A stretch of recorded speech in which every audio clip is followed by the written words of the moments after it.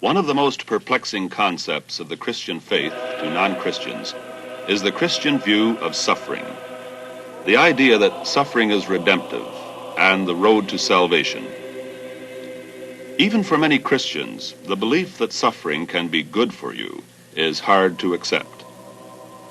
To help us achieve a better understanding of the role of suffering in the spiritual life of Christians, I visited Metropolitan Anthony of the Russian Orthodox Church in England.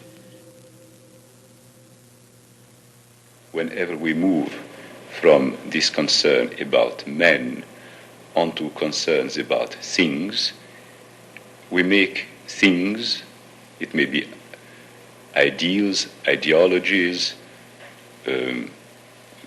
world outlooks, into an idol, and there is no idol that doesn't claim blood.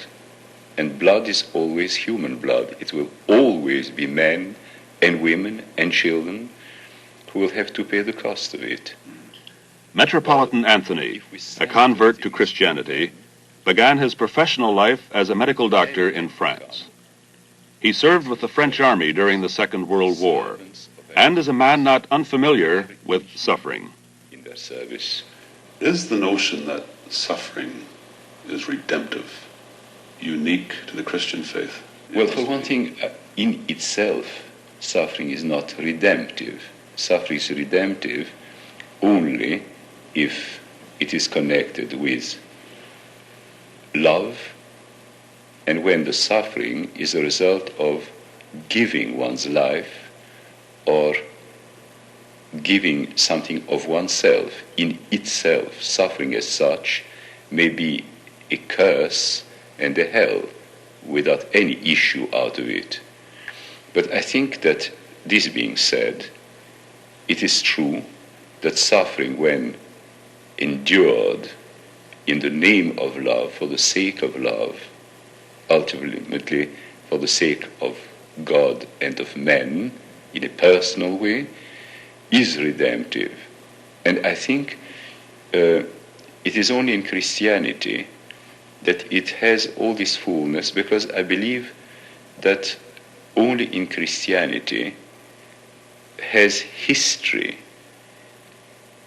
and the physical world a complete significance. Do you think the Church has always made this clear? Well, St. Paul, I think, made it extremely clear when he said that if we do not suffer the right way, we suffer in vain. And also in the Epistle to the Corinthians, when he speaks of love and says that even if I gave my body to be burnt, but had no love, it would be vain and empty. I think it is the love that gives meaning to the suffering. Otherwise, it's a purely physical event. And what? It's just that I have a feeling that many people have missed that particular point, and that they feel they can reach salvation through suffering. I think you are right. I think lots of people miss this point and many other points indeed in the gospel and in life in general, because it's much easier to work out a world outlook in which enduring suffering is meaningful than to say to endure suffering is nothing if I do not love. And loving is infinitely more difficult than enduring. Enduring is a passive state. Once suffering is inflicted, it takes courage, determination to undergo it. While to love does not mean undergo. It means volunteer. It means take upon oneself. It means give what is not claimed. And that is a much more difficult thing. But I suppose there are people, though, that seem to relish suffering. Perhaps they suffer from inferiority complexes or from guilt or some reason. Of course, but then that is not religion, even less Christianity. It's on the verge of mental disorder. sadism, masochism, the sort of nursing of the sense of guilt and of remorse, of course exist among Christians as well as among others. But this is pathology. But at the heart of the gospel, we find love, and a quality of love which is such denial of self that will allow freely to lay down one's life, freely to undergo suffering, freely to substitute eventually one's own death to someone else's death. Theologically, we speak more of Christ in this connection. But in the history of the last century, we have so many examples of people who have chosen to give their lives, chosen to die, in order to save another person. And when you choose to die, you may very well not die and remain a cripple, be an invalid, suffer a great deal, which in a way is a risk much more painful to take than just sudden annihilation.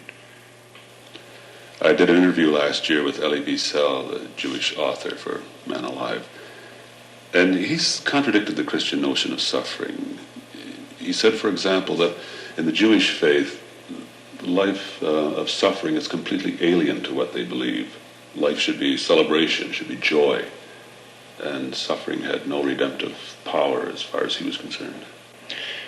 Well, I think it's difficult to uphold this view completely in the face, for instance, of the image of the suffering servant in the book of Isaiah, and of quite a few other passages from the Old Testament. I think that he is right when he says that life should be a celebration, but then life should not be marred by the condition of men in which we live. Ideally, yes, it should be celebration, but in the face of a world of disharmony, of hatred, of mutual antagonism, of contrast and opposition, then suffering is inevitable as a fact, and it can be turned into a redemptive experience.